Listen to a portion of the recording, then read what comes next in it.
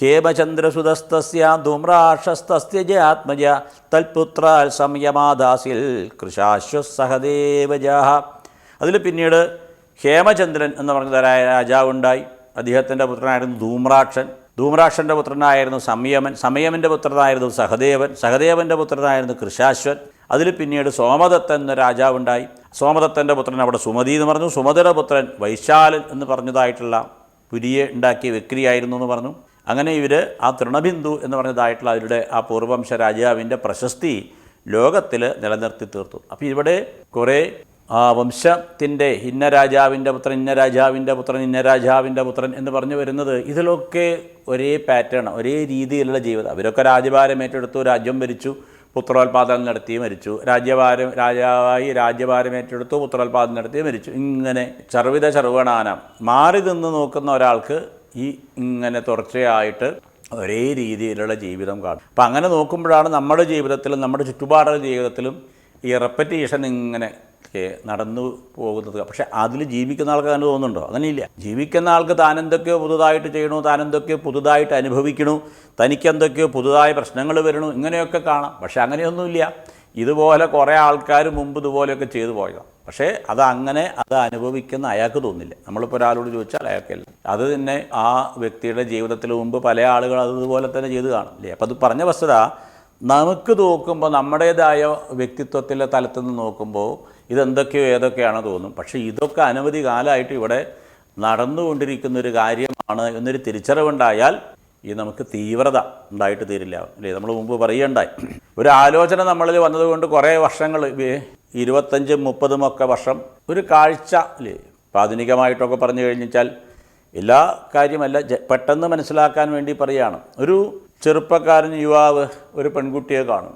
അപ്പോൾ ആ പെൺകുട്ടിയെ കാണുമ്പോൾ ചെറുപ്പക്കാരനായ യുവാവിന് സാധാരണ നിലയ്ക്ക് താല്പര്യം, ആ പുരുഷന് സ്ത്രീയോട് താല്പര്യം ഉണ്ടാകുന്നതാണ്, എല്ലാവരിലുള്ളതാണ് മിക്കവാറും. പക്ഷേ ഈ ചെറുപ്പക്കാരന് തോന്നുന്നു അവളോട് എനിക്ക് തോന്നുന്ന താല്പര്യം എൻ്റെ മാത്രമാണ് അല്ലേ. അതിന് ആധുനിക ഭാഷയായിട്ട് പറയുമ്പോൾ പ്രേമം. അപ്പോൾ പ്രേമിക്കുന്ന ആൾ കരുതണത് എനിക്ക് മാത്രമുള്ള ഒരു കാര്യമാണ് ഈ പ്രേമം, ലോകത്തിൽ വേറെ ആർക്കും ഇല്ല. അതുപോലെ തന്നെ ചിലപ്പോൾ പെൺകുട്ടിയും കരുതണം ഇതെൻ്റെ മാത്രം ആയ ഒരു കാര്യമാണ് ഈ പ്രേമം. അപ്പോൾ അതെന്തായി, അതിന് വലിയ കേമത്തായി. പിന്നീട് ചിലപ്പോൾ ആ പ്രേമം മൂർച്ഛിച്ച് വിവാഹമൊക്കെ കഴിഞ്ഞ് കുറച്ച് ദിവസം കഴിയുമ്പോഴാണ് ഇത് അങ്ങനെ ഒരു കാര്യമില്ല എന്നൊരു തിരിച്ചറിവുണ്ടാവും. അപ്പോഴേക്കും എന്തായി, പിന്നെ അതിൽ ആ ജീവിതം 10-25 വർഷം അവർ തമ്മിലുള്ള പ്രേമമില്ലാത്ത രീതിയിൽ ഒരു അഡ്ജസ്റ്റ്മെൻറ്റൊക്കെ ആയിട്ട് അപ്പോൾ പിന്നെ അതിൽ വരുന്ന പ്രജകൾ, കുട്ടികൾ, ഇതൊക്കെ മുഴുവൻ അഡ്ജസ്റ്റ്മെൻറ്റാ. കാരണം എന്തുകൊണ്ടാണ്, ആ ഒരു തെറ്റിദ്ധാരണാപരമായിട്ടുള്ളൊരു ആലോചന തൻ്റേത് എന്നുള്ള ഒരു ഭാവത്തിൽ തനിക്ക് മാത്രം തോന്നി എന്നുള്ളൊരു ചിന്തയുണ്ടായപ്പോൾ ആ വ്യക്തിയുടെ ജീവിതത്തിൽ കുറേ വർഷങ്ങൾ ഇങ്ങനെ നഷ്ടപ്പെട്ടു. പലപ്പോഴും ഇത് തിരിച്ചറിഞ്ഞാലും, തൻ്റെ ഒരു തോന്നലായിരുന്നു അതെന്ന് തിരിച്ചറിഞ്ഞാലും അതൊന്ന് മാറാൻ പറ്റാത്ത രീതിയിലുള്ള ചുറ്റുപാടിൽ ചെന്ന് വീഴും ആളുകൾ. അപ്പം എന്തുണ്ടാവും, അപ്പോൾ മാനസികമായ സന്തോഷം ഉണ്ടാവില്ല അങ്ങനത്തെ ജീവിതം നയിക്കുമ്പോൾ.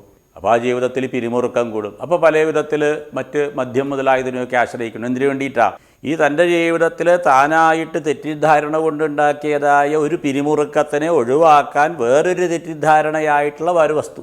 ഈ ഒരു തെറ്റിദ്ധാരണയിൽ നിന്ന് വേറെ അതിലും വെച്ച് അപകടമായിട്ടുള്ളൊരു തെറ്റിദ്ധാരണ. അങ്ങനെ തെറ്റിദ്ധാരണയിൽ നിന്ന് തെറ്റിദ്ധാരണയിലേക്ക് പോകാമെന്നല്ലാതെ ഒരു തിരിച്ചറിവുണ്ടാകുന്നില്ല. അങ്ങനെ പല ആളുകളെയും നിങ്ങൾക്കൊക്കെ ജീവിതത്തിൽ കാണാൻ പറ്റും. അയാൾക്കൊരു തെറ്റിദ്ധാരണ ഉണ്ടായിരുന്നു, അതുകൊണ്ട് അനുഭവിക്കുമ്പോൾ വേറെ 2 തെറ്റിദ്ധാരണ അതിൻ്റെ മുകളിലുണ്ടാക്കി. അതുകൊണ്ട് എങ്ങനെ നേരാവുക? അപ്പോൾ അങ്ങനെ അനവധി ആളുകൾ ജീവിതത്തിൽ ഈ പറഞ്ഞതായിട്ടുള്ള പുരോഗമനപരമായിട്ടുള്ള, ആധുനിക ഭാഷയിൽ പറഞ്ഞാൽ പോസിറ്റീവായിട്ടുള്ള ഒരു കാഴ്ചപ്പാടില്ലാതെ, ശുഭാപ്തി വിശ്വാസമില്ലാതെ, അശുഭകരമായ അവനവനും ചുറ്റുപാടുള്ള ആളുകൾക്കൊക്കെ ദുഃഖവും വിഷമവും സോ-കാൾഡ് ആങ്സൈറ്റി, ഉത്കണ്ഠയും ഒക്കെ ഉണ്ടാക്കിക്കൊണ്ട് ജീവിക്കുന്നുണ്ട്. ഇതിന് കാരണം എന്താ? ഇതിന് കാരണം ആ ഒരു ചെറിയ ഒരു ആലോചന പെട്ടെന്ന് സംഭവിച്ചത് അതിനെ വേറെ കാണാൻ സാധിച്ചില്ല, ആ ആലോചനയുടെ പിടിയിൽ നിന്ന് മാറാൻ സാധിച്ചില്ല എന്നുള്ളതാണ്. ആ വസ്തുതയാണ് ഇവിടെ ഈ 2ാമത്തെ അധ്യായത്തിലായിക്കൊണ്ട് ഇത്രയും രാജാക്കന്മാരുടെ ചരിത്രമായിട്ട് പറഞ്ഞത്. സർവത്ര ഗോവിന്ദനാമ സങ്കീർത്തനം, ഗോവിന്ദ ഗോവിന്ദ. ഹരി ഓം. ഭാഗവത ഗംഗ ഒരുക്കുന്ന വൃന്ദാവൻ തീർത്ഥയാത്ര സമ്പൂർണമായൊരു വൃന്ദാവനാണ് നമ്മൾ ഉദ്ദേശിക്കുന്നത്. 6-7 ദിവസം കൊണ്ട് നമ്മൾ വൃന്ദാവനം മൊത്തം കാണുന്നൊരു പദ്ധതിയാണ് വെച്ചിരിക്കുന്നത്. ഒപ്പം തന്നെ ആദിബദരി, അങ്ങനെ എല്ലാ സ്ഥലത്തേക്കും നമ്മൾ പോകും. ആദിബദരി എന്ന് പറയാൻ കാരണം അത് നമ്മുടെ ചാർധാമിലേക്ക് പോകുന്ന ബദരിയല്ല, ഇത് രാജസ്ഥാനിലുള്ള ബദരിയാണെന്ന്. ഈ യാത്രയിൽ നിങ്ങളെല്ലാവരും പങ്കെടുക്കണം. സർവത്ര ഗോവിന്ദനാമസങ്കീർത്തനം ഗോവിന്ദ ഗോവിന്ദ.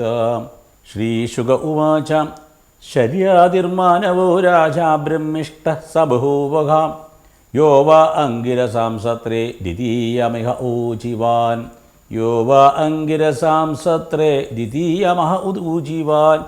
ശര്യാധി എന്ന് പറഞ്ഞതായിട്ടുള്ള ഒരു രാജാവിൻ്റെ ചരിത്രം പറയാൻ തുടങ്ങുകയാണ്. അപ്പോൾ ശര്യാധി വലിയ വേദപണ്ഡിതനൊക്കെ ആയിരുന്നു എന്ന് വേണമെങ്കിൽ പറയും. ചക്രവർത്തിയായിരുന്നു. ചക്രവർത്തിയായ ശര്യാധിക്ക് വേദമന്ത്രങ്ങളൊക്കെ അറിയാമായിരുന്നു. അതുകൊണ്ട് ഒരു അങ്കിരസിൻ്റെ സത്രത്തിൽ മന്ത്രങ്ങൾ ജപിച്ചതൊക്കെ രണ്ടാമത്തെ ദിവസത്തേതായ അങ്കിരസ സത്രത്തിൻ്റെ മന്ത്രങ്ങളൊക്കെ ശര്യാധിയാണ് അവിടെ ജപിച്ചിരുന്നത് എന്ന് പറയാൻ കാരണം ചക്രവർത്തി ആയിട്ട് പോലും അദ്ദേഹത്തിന് ഈ വേദങ്ങളിൽ അറിവിൽ താല്പര്യമുണ്ടായിരുന്നു എന്ന് പറയുകയാണ്. വേദം എന്ന് പറഞ്ഞാൽ അറിവ്, ആത്മീയമായിട്ടുള്ള, പലപ്പോഴും ഈ ഭൗതികമായിട്ടുള്ള ഉയർച്ച, ചക്രവർത്തി പദം മുതലായതൊക്കെ, അല്ലെങ്കിൽ ഭരണം, അധികാരം, ഇതൊക്കെ വരുന്ന സമയത്ത് അതാണ് ജീവിതത്തിലെ ഏറ്റവും വലിയ അവസ്ഥ എന്ന് തെറ്റിദ്ധരിച്ച് എല്ലാമായി, ഞാനിപ്പോൾ ഇതാ മന്ത്രിയായി, അല്ലെങ്കിൽ ഞാനിപ്പോൾ ഇതാ ചക്രവർത്തിയായി, ഇനിയൊന്നും ആവാനില്ല ജീവിതത്തിൽ എന്ന് കരുതി അങ്ങനെയുള്ള ആളുകളുണ്ട്. അത് വളരെ ബാലിശമാണ്. കാരണം അതൊരവസ്ഥയാണ്. എപ്പോൾ വേണമെങ്കിലും ആ വ്യക്തിക്ക് അത് നഷ്ടപ്പെടാം. അപ്പോൾ ഈ സ്ഥാനമാനങ്ങൾ ചൊല്ലിക്കലഹിച്ചു നാണം കെട്ടു നടക്കുന്നിതു ചിലർ, മതമത്സരം ചിന്തിച്ചു മതികെട്ടു നടക്കുന്നിതു ചിലർ. ഇപ്പോൾ സ്ഥാനമാനങ്ങൾ കിട്ടുമ്പോൾ മതം വർദ്ധിക്കണു, അപ്പോൾ അറിവിനോട് താല്പര്യമുണ്ടാവില്ല. പക്ഷെ അറിവാണ് ഏറ്റവും ലോകത്തിലെ ഏറ്റവും മഹത്തായ വസ്തുത അറിവാണ്. നമ്മുടെ ജീവിതം നമ്മൾ അറിവ് കൊണ്ട് നിറയ്ക്കണം എന്നാണ്. സാധാരണക്കാരൻ കുറേ വസ്തുക്കളെ കൊണ്ട്, ബന്ധങ്ങളെ കൊണ്ടാണ് ജീവിതം നിറയ്ക്കുക. അപ്പോൾ ആ വ്യക്തിക്ക് അതുകൊണ്ട് വലിയ ദുഃഖത്തിന് സാധ്യതയുണ്ട്. കാരണം വസ്തുക്കൾ, വ്യക്തിബന്ധങ്ങൾ ഇതൊക്കെ മാറ്റത്തിന് വിധേയമാണ്. അപ്പോൾ ആ വസ്തുക്കളും വ്യക്തിബന്ധങ്ങളും ഒക്കെ മാറുന്ന സമയത്ത് അതുവരെ തനിക്ക് സന്തോഷം തന്ന അതേ വസ്തു, അതേ ബന്ധം തന്നെ ദുഃഖത്തിന് കാരണമാകും. അപ്പോൾ ഈ തിരിച്ചറിവ് ഉണ്ടാവില്ല. ആ വസ്തു തനിക്ക് സന്തോഷം തന്നതാണ്, അല്ലെങ്കിൽ ആ വ്യക്തിബന്ധം തനിക്ക് സന്തോഷം തന്നതാണ്, ഇങ്ങനെ ഒരൊറ്റ വഴി അറിയുള്ളൂ. അപ്പോൾ അത് തനിക്ക് ദുഃഖം തരുന്ന സമയത്ത് അതിനെ വേണ്ട രീതിയിൽ ഉപേക്ഷിക്കാൻ തോന്നില്ല. അത് അതിൽ തന്നെ ചെന്ന് മർക്കടമുഷ്ടി എന്നൊക്കെ പറയും. മർക്കടമുഷ്ടി എന്നൊക്കെ പറഞ്ഞു കഴിഞ്ഞാൽ ശർക്കര കുടത്തിൽ കുരങ്ങൻ കൈയിട്ടു എന്നാണ്. അപ്പോൾ ആദ്യം ഒരു കൈ കൊണ്ട് ശർക്കര എടുത്ത് കഴിച്ചതിൻ്റെ മധുരത്തിലാണ് ധൃതിപ്പെട്ട് രണ്ട് കൈയും കൂടി ഇട്ട് കഴിഞ്ഞാൽ ആ ശർക്കരയും കൂടി എടുത്തപ്പോൾ ഈ ശർക്കരയും കൈയും കൂടി ആ കുടത്തിൻ്റെ ഉള്ളിൽ നിന്ന് വരില്ല. ആ ശർക്കര വിട്ടാലേ ഇദ്ദേഹത്തിന് കൈയെടുക്കാൻ പറ്റും. പക്ഷേ ഈ കുരങ്ങൻ ആ വിവരമില്ല. കുരങ്ങൻ ആ ശർക്കരയും കൈയും കൂടി എടുക്കാൻ നോക്കിയിട്ട് കിട്ടാണ്ട് അങ്ങനെ വിഷമിച്ച് അപ്പോഴേക്കും ആ ശർക്കര കുടത്തിൻ്റെ ഉടമസ്ഥൻ വന്ന് ഈ കുരങ്ങനിട്ട് അടിയോട് അടി. അപ്പം അതുകൊണ്ട് ഈ വ്യക്തിബന്ധങ്ങളാവട്ടെ, വസ്തുക്കളാവട്ടെ, അവയ്ക്കൊരു കാലം, ഒരു സമയത്താണ് അവയിൽ നിന്നുള്ളതായ ആസ്വാദനമോ അവയിൽ നിന്നുള്ളതായ സന്തോഷമുണ്ടാകുന്നത്. അപ്പോൾ അവ എന്നും സന്തോഷവും ആസ്വാദനം തരുന്നതല്ല എന്ന അറിവോടുകൂടി അവയോട് സമീപിക്കാൻ സാധിച്ചാൽ വിഷമമില്ല. പക്ഷേ പലപ്പോഴും ഈ അധികാരം, പ്രത്യേകിച്ച് അധികാരത്തിലിരിക്കുമ്പോഴൊക്കെ കേമാണ്, പക്ഷേ ഏത് കാലത്തും അധികാരം നിൽക്കില്ല. അതാ തിരിച്ചറിവ് വേണം. അല്ലെങ്കിൽ ഈ അധികാരത്തിൽ നിന്നതിലും വെച്ച് കൂടുതൽ വിഷമമാവും അതിലേക്ക് തിരിച്ചു കയറാൻ അല്ലേ. അപ്പോൾ അതുകൊണ്ട് ഇവിടെ ചക്രവർത്തിമാർ പൊതുവെ അറിവിനോട് താല്പര്യം ഉണ്ടാവില്ല എന്നാണ്. കാരണം താൻ നേടേണ്ടത് നേടി എല്ലാവരുടെയും മുകളിൽ ഞാനാണിപ്പോൾ എന്നുള്ളതായ ഒരു ഔദ്ധത്യം ഉണ്ടാവും. അതുകൊണ്ടാണ് ഇവിടെ ശര്യാധി അങ്കിരസ് സത്രത്തിൽ ചെന്ന് അദ്ദേഹം ആ മന്ത്രങ്ങളൊക്കെ ചൊല്ലിയെന്ന് പറയാൻ കാരണം ശര്യാധി അങ്ങനെ ഒരു ചക്രവർത്തി ആയിരുന്നില്ല. അദ്ദേഹത്തിന് വളരെ വേദജ്ഞാനമുണ്ടായിരുന്നു, അറിവുള്ളവനായിരുന്നു, സത്സംഗത്തിനെ, ഈശ്വരനെ അദ്ദേഹം മാനിച്ചിരുന്നു. അതാണ് ജീവിതത്തിലെ ഏറ്റവും അറിവാണ് ജീവിതത്തിലെ ഏറ്റവും മഹത്തായ കാര്യം. ഞാനിപ്പോൾ ഇങ്ങനെ ഇവിടെ ഇരുന്ന് പറയുന്നു. എന്താ പറയുന്നത്? ഭാഗവതമാണ്. ആ ഭാഗവതത്തിലുള്ള അറിവാണ് ഇത് കേൾക്കുന്ന ആളുകൾക്ക് സന്തോഷമായിട്ട് വരുന്നത്. ഇപ്പം ഞാൻ പറയുന്നത് കൊണ്ട് സന്തോഷമാവില്ല. ഈ ഭാഗവതത്തിലുള്ളതായ ആ അറിവ് ജനമനസ്സുകളിലേക്ക് പകർന്നു കിട്ടുമ്പോൾ അവരുടെ ആ മനസ്സിൽ ആ അറിവ് എന്തെന്നില്ലാത്തതായിട്ടുള്ള ശാന്തിയെ, സമാധാനത്തെ, ഇപ്പോഴൊരു അറിവ് സമാധാനം തരുന്നതാണ്. അപ്പം അതുകൊണ്ട് ആ അറിവ് അവർക്ക് സമാധാനം ഉണ്ടാക്കിയെടുക്കണം. അപ്പോൾ ഈ അവിടുത്തെ മഹത്വം എന്താ? ആ അറിവാണ്. ഇത് ജീവിതത്തിൽ എപ്പോഴും നമ്മൾ ഓർക്കണം. ദിവസവും നിത്യമായിട്ട് എന്തെങ്കിലും കുറച്ച് നമ്മൾ അറിവ് നേടുക സാധിച്ചാൽ കാലക്രമേണ നമുക്ക് എന്തെന്നില്ലാത്തതായ ശാന്തിക്ക് സമാധാനം ഉണ്ടാകും. ദിവസവും കുറേ സമ്പത്തും സൗകര്യങ്ങളും ഉണ്ടാക്കിക്കൊണ്ടിരുന്നാൽ കാലം കഴിയും തോറും അത് വലിയ വിഷമത്തിലും ദുഃഖത്തിലും ആകും. അത് ഇതായിട്ട് പറയുക, നെഗറ്റീവായിട്ട് പറയല്ല, അനുഭവമുള്ളവർക്കുണ്ടാവും. അപ്പോൾ അറിവ്, അതുകൊണ്ടാണ് ഇവിടെ ശര്യാധിയുടെ കഥ എടുത്തത് തന്നെ. ചക്രവർത്തിയായിട്ട് പോലും അറിവിനോട് തൽപരനായിട്ടുള്ള വളരെ വിരളമായിട്ടുള്ള ഒരു വ്യക്തിത്വമായിരുന്നു ശര്യാധി. സുകന്യാദാപതസ്യാസിൽ കന്യാകമലലോചന തയാ സാർദ്ധം വനഗതോ ഹ്യഗമച്ചവനാശ്രമം. അങ്ങനെയുള്ളതായ ഈ അറിവുള്ളവനായ ശര്യാധി സത്സംഗത്തിനൊക്കെ പോകുമ്പോൾ പുത്രിയായിട്ടുള്ള സുകന്യയെയും കൊണ്ടുപോകുന്നതാണ്. ഈ പറഞ്ഞതായിട്ടുള്ള ശര്യാദിയുടെ പുത്രിയാണ് സുകന്യ. ചെറിയ കുട്ടിയായിരിക്കുമ്പോൾ തന്നെ ഈ പുത്രിയായിട്ടാണ് ഈ ചക്രവർത്തി ശര്യാദി സത്സംഗങ്ങൾക്ക് പോവുക. അതങ്ങനെ വേണം. നമുക്ക് ആരെങ്കിലും നമുക്ക് സത്യത്തിൽ നമ്മൾ സ്നേഹിക്കുന്നുണ്ടെന്നുണ്ടെങ്കിൽ അവർ കൂടി ഈ അറിവ് പകർന്നു കൊടുക്കുന്ന കാര്യങ്ങളിൽ നമ്മൾ എന്ത് ചെയ്യണം, ഏർപ്പെടുത്തണം. ഈ സത്സംഗത്തിനൊക്കെ പോകുമ്പോൾ അവരെയും കൂടി കൊണ്ടുപോകണം. കാരണം ആ ഒരു സത്സംഗമേ അവർക്കും ഗതിയുള്ളൂ. ഇപ്പോൾ നമുക്കത് ഗതിയുള്ളൂ എന്ന് നമുക്ക് മനസ്സിലായാൽ ഉടനെ തന്നെ നമ്മൾ അത് നമുക്ക് വളരെ വേണ്ടപ്പെട്ട ആളുകൾക്കും കൂടി അവരുടെ ഗതിക്കായിക്കൊണ്ട് അവരെ സത്സംഗത്തിൽ ഏർപ്പെടുത്തണം. ഏതെങ്കിലുമൊക്കെ വിധത്തിൽ അത് അവരിൽ എത്തിക്കാനായിട്ട് നമ്മൾ പരിശ്രമിക്കണം. കാരണം അതേ അവർക്ക് രക്ഷയുള്ളൂ. ഞാനുണ്ട്, നിങ്ങളുണ്ട്, അവരോടൊപ്പം എന്ന് പറഞ്ഞിട്ടൊന്നും കാര്യമില്ല. അതൊന്നും വേണ്ട സമയത്ത് എന്തുണ്ടാവില്ല, ഉപകാരപ്രദമായിട്ട് വരില്ല. അപ്പം അറിവ് എപ്പോഴും അത് വളർന്നു വരുന്ന തലമുറയ്ക്ക് ഇല്ലേ, ഇനി വളർന്നു വരുന്ന തലമുറയ്ക്ക് നമ്മുടെ ചുറ്റുപാടുള്ള ആളുകൾക്കൊക്കെ ഈ ആത്മീയമായിട്ടുള്ള അറിവ് പകർന്നു കൊടുത്താൽ അവർക്കത് ഏത് കാലത്തും എപ്പോഴും ഏത് സ്ഥലത്തും, അമേരിക്കയിൽ പോയാലും ചൈനയിൽ പോയാലും ചന്ദ്രനിൽ പോയാലും ചൊവ്വയിൽ പോയാലും ഒക്കെ ഈ അറിവ് ആ വ്യക്തിയെ സഹായിക്കും. അപ്പം അതിന് അറിവിന് വലിയ പ്രാധാന്യമുണ്ട്. അതാണ് സുകന്യയുമായിട്ട് ചക്രവർത്തി ഈ സത്സംഗത്തിന് ചെന്നു. അങ്ങനെ ഒരിക്കൽ ച്യവനൻ്റെ ആശ്രമത്തിൽ സത്സംഗത്തിനായിട്ട് ചെന്നു. സഖീഭി പരിവൃതാ വിജന്യന്തംഗ്രിപാൻ വനേ വൽമീകരന്ത്രേ ദദൃശ്യ ഗദ്യോതേ ഇവ ജ്യോതിഷി. ശര്യാദി അവിടെ ചെന്ന സമയത്ത് ഈ മഹർഷിയെ കാണാനില്ല. ച്യവന മഹർഷി ആശ്രമത്തിൽ നോക്കിയപ്പോൾ കാണാനില്ല. അപ്പോൾ അദ്ദേഹം അങ്ങനെ തിരഞ്ഞെടുക്കാനായിട്ട് പോയി. സുകന്യയാണെങ്കിലും ആശ്രമത്തിൽ നിന്നാ കളിക്കാം, അച്ഛൻ എവിടെയാണ് പോയിട്ട് വരട്ടെ എന്ന് പറഞ്ഞ് സുകന്യ കളിക്കാനായിട്ട് തുടങ്ങിയപ്പോൾ ഒരു മൺപുറ്റ് മണ്ണിങ്ങനെ കൂടി കിടക്കുന്നുണ്ട്. അതിൻ്റെ അടുത്ത് ചെന്നപ്പോൾ അതിൻ്റെ രണ്ട് ഭാഗത്തുനിന്നായിട്ട് ഗദ്യോതേ ഇവ ജ്യോതിഷി ഗദ്യോതെന്ന് പറഞ്ഞാൽ മിന്നാമിനിങ് എന്നുള്ള പ്രകാശം, വലിയ പ്രകാശമില്ല, മിന്നാമിനിങ് എന്നുള്ള പ്രകാശം പോലെയുള്ളതായ പ്രകാശം ആ മൺപുറ്റിൽ നിന്ന് വരണ കണ്ടു. അപ്പോൾ അത് ഈ സുകന്യയ്ക്ക് വലിയ അത്ഭുതമായി. എങ്ങനെയായി മണ്ണിൻ്റെ ഉള്ളിൽ നിന്ന് പ്രകാശം വരണം? അതുകൊണ്ട് എന്ത് ചെയ്തു? തദ്ദൈവ ചോദിതാ ബാല ജ്യോതിഷി കണ്ടകേന വൈ അവിഘ്രമുഗ്ധഭാവേന ശുശ്രാവാശ്രിക്തോ ബഹു.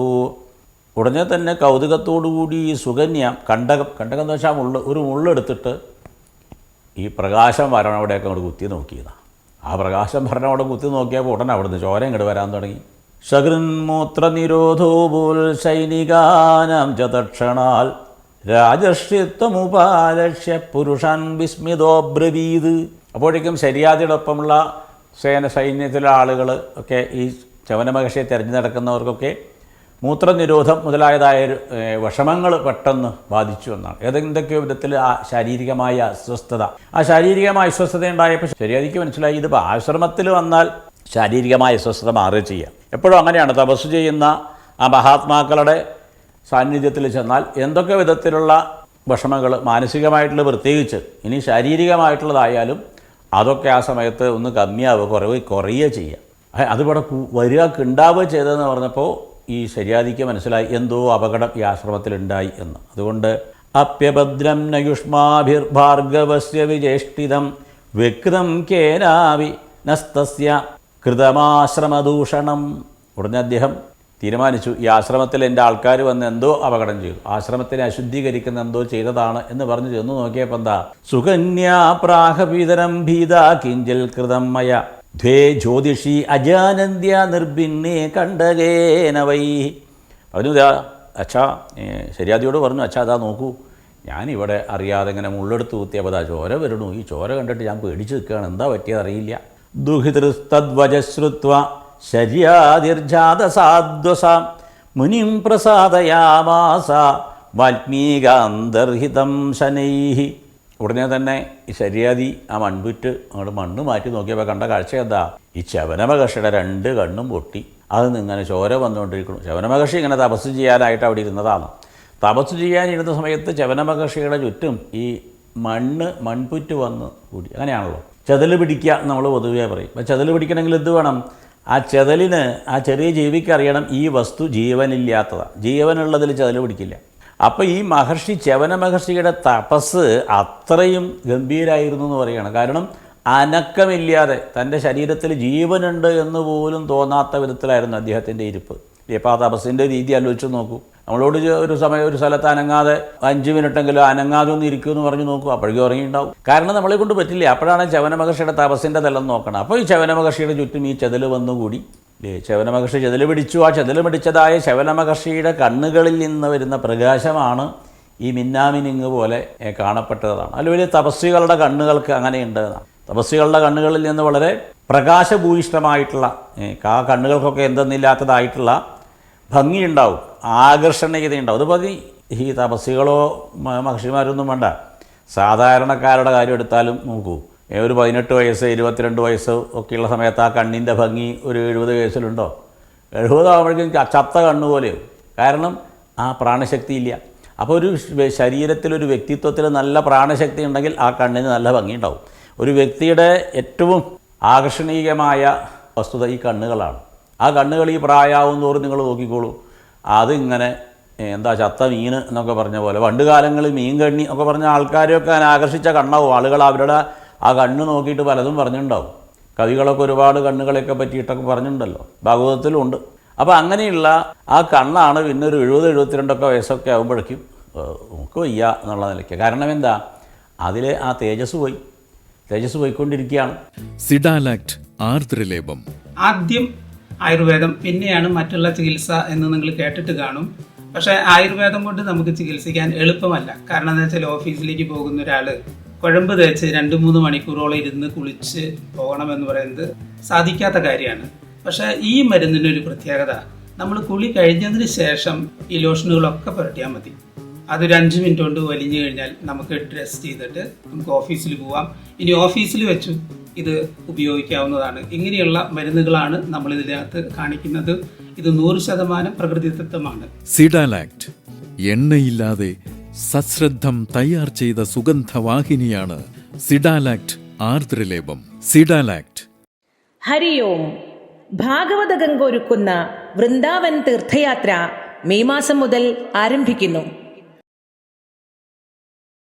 രാജസ്ഥാനിലെ ആദിബദരി, കേദാർനാഥ്, ഗംഗോത്രി, യമുനോത്രി എന്നീ പുണ്യയിടങ്ങൾ കൂടി ഉൾപ്പെടുത്തി ഒരു സമ്പൂർണ്ണ വൃന്ദാവൻ തീർത്ഥയാത്ര.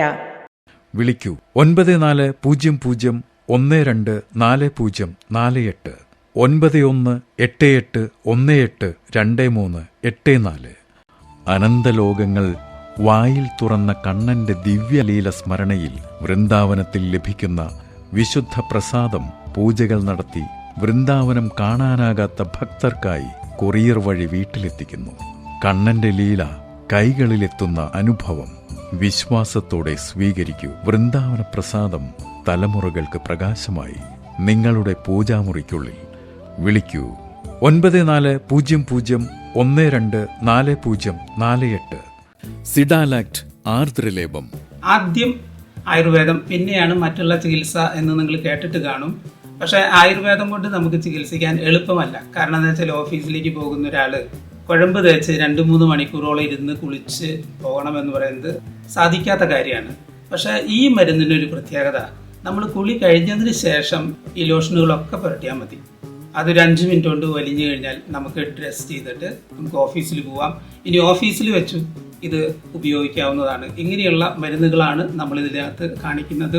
ഇത് 100% പ്രകൃതിദത്തമാണ്. സിഡാലാക്ട് എണ്ണയില്ലാതെ സശ്രദ്ധം തയ്യാർ ചെയ്ത സുഗന്ധവാഹിനിയാണ് സിഡാലാക്ട് ആർദ്രലേപം. സിഡാലാക്ട്. ഗോവ എന്ന പേര് കേൾക്കുമ്പോൾ എല്ലാവരും വിചാരിക്കുന്നത് അടിച്ചുപൊളിയുടെ സ്ഥലമെന്നാണ്. അതൊക്കെ തന്നെ ശരിയാണ്. പക്ഷെ അവിടെയുള്ള അമ്പലങ്ങളെ കുറിച്ച് പറയുകയാണെങ്കിൽ അത്രയധികം അമ്പലങ്ങളുണ്ട്. അത് വളരെ വിഷമാണ് അവരുടെ കാര്യങ്ങൾ. 1961 മുൻപ് പോർച്ചുഗീസുകാർ വരികയും ആ അമ്പലം മുഴുവൻ തല്ലി തകർക്കുകയും ചെയ്തു. അവരോട് ഒന്നുകിൽ പോർച്ചുഗീസുകാരോടൊപ്പം കൂടാൻ പറഞ്ഞു, അല്ലെങ്കിൽ നാടുവിടാൻ പറഞ്ഞു. അങ്ങനെ നാടുവിട്ടുപോയ ഒരു ജനതയാണ് കൂടുതലും നമ്മുടെ എറണാകുളം ഭാഗത്തുള്ള കൊങ്ങിണികൾ. പക്ഷേ 1961 ഗോവ ഒരു സ്റ്റേറ്റായി ഡെവലപ്പ് ചെയ്യുകയും അവരുടെ മുഖ്യമന്ത്രി ആ അമ്പലങ്ങളെല്ലാം പണിതു. അതൊരു പോർച്ചുഗീസ് മാതൃകയിലുള്ള അമ്പലങ്ങളാണ്. കാണാൻ നല്ല കൗതുകരമാണ്. ഈ യാത്രയിൽ നമ്മൾ അതെല്ലാം കാണും. ഒപ്പം തന്നെ മഹാദേവൻ്റെ ഒരു ടെമ്പിളുണ്ട് അവിടെ. അത് ഏകദേശം 700 വർഷം പഴക്കം കാണിക്കുന്നുണ്ട്. അതിന് കേടുപാടുകളൊന്നും ഉണ്ടായിട്ടില്ല. അവിടേക്കും നമ്മൾ പോകും. ഉച്ചതിരിഞ്ഞ് നമ്മൾ എല്ലാ ബീച്ചുകളും കാണും. അപ്പോൾ ഈ വരുന്ന അവധിക്കാല ദിനങ്ങളിൽ നമുക്ക് ഗോവയിൽ ഒന്നിച്ച് ഉല്ലസിക്കാമെന്ന് വിചാരിച്ച് കാണിക്കുന്ന പരസ്യമാണ്. തീർച്ചയായിട്ടും നിങ്ങളതിലേക്ക് വരണം.